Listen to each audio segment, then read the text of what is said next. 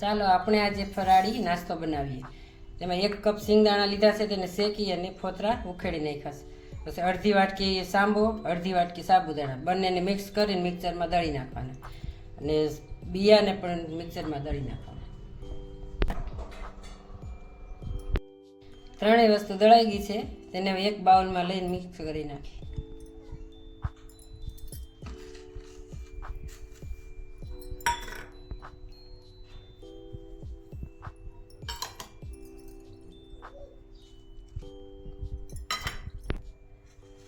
ચાલો હવે આમાં નાખવાનો મસાલો આપણે તૈયાર કરી લઈએ.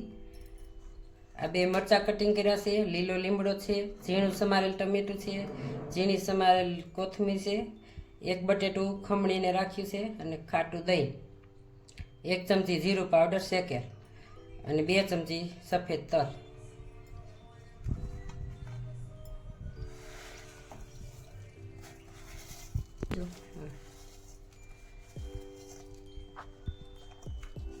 હાલો હવે બધું મિક્સ કરી લઈએ.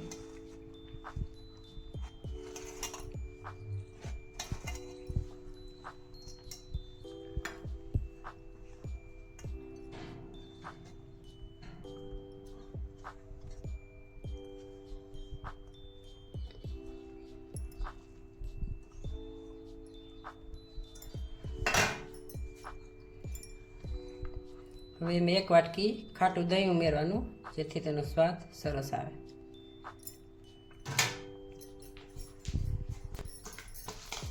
પછી સ્વાદ અનુસાર મીઠું નાખવાનું.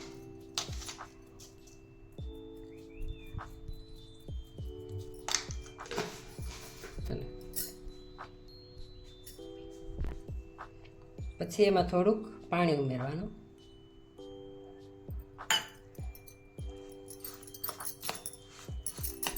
પછી સારી રીતે મિક્સ કરી દેવાનું.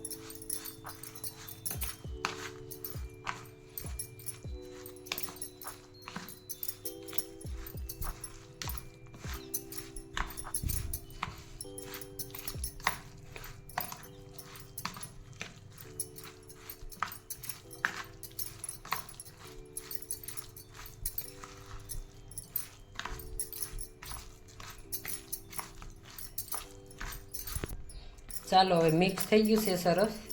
હવે એને આપણે તવામાં શેકી લઈએ. ચાલો તવો ગરમ થઈ ગયો છે, એમાં આપણે થોડું ઘી ઉમેરી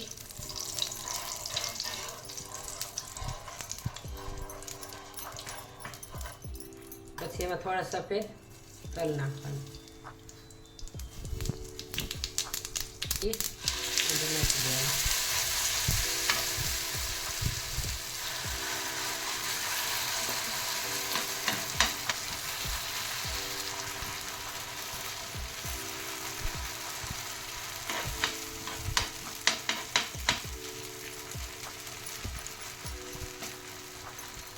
આવી રીતે પાથરી દેવાનું. 3 થી 4 મિનિટ રહેવા દેવાનું. હવે થોડુંક ઉપર ઘી નાખી દઈએ, જેથી સ્વાદ સરસ આવે.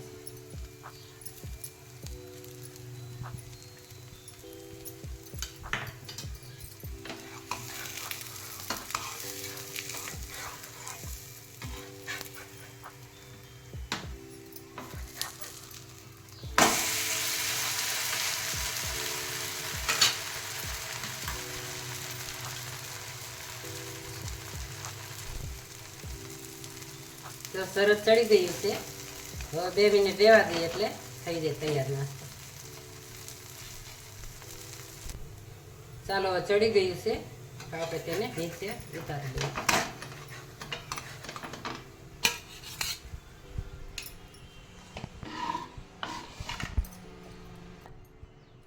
ચાલો આનો મેંદો થોડોક જાડો રાખ્યો તો પાણી નાખીને આપણે પાતળું પણ કરી શકીએ, એટલે આછા થાય.